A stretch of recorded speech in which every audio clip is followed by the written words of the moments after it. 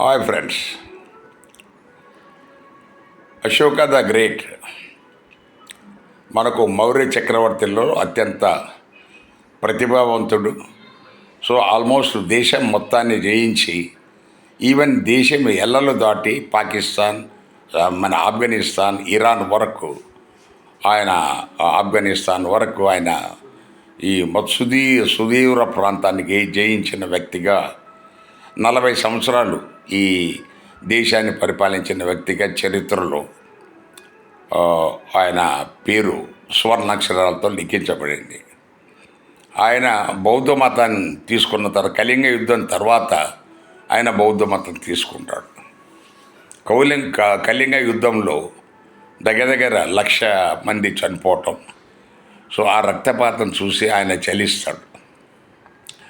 1,50,000 మందిని బందీలుగా పట్టుకుంటారు. సో ఆయనతో కళింగ ఈ అనంత పద్మనాభ రాజా అని ఆయన కళింగ సేనల తరఫున యుద్ధం చేస్తాడు. మరి ఇంత పెద్ద జన నష్టం చూసిన తర్వాత ఇక మీద యుద్ధం చేయను అని ఆయన నిశ్చయించుకుంటాడు. అది ఆయన అధికార పీఠం అధిష్ఠించిన తర్వాత 8వ సంవత్సరంలో ఈ కళింగ యుద్ధం జరిగింది. దాని తర్వాత 32 సంవత్సరాలు అశోకుడు పరిపాలించాడు. టోటల్ 40 సంవత్సరాలు ఆయన పరిపాలించాడు. 72 సంవత్సరాల వయసులో ఆయన చనిపోతాడు. అది నార్మల్. ఆ రోజులలో 72 సంవత్సరాలు అంటే చాలా గొప్ప వయసు. ఈ అశోకుడు మనకు 261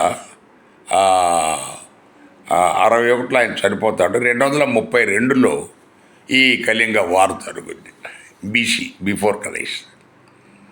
అందువల్ల ఈ కళింగ వార్ను చరిత్రలో ఒక పెద్ద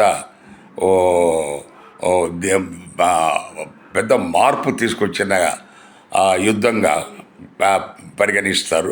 బౌద్ధ మత మనము పునాది పడింది కూడా ఆ కాలంలోనే అనేది మన చరిత్రకారుల అభిప్రాయం. Thank you.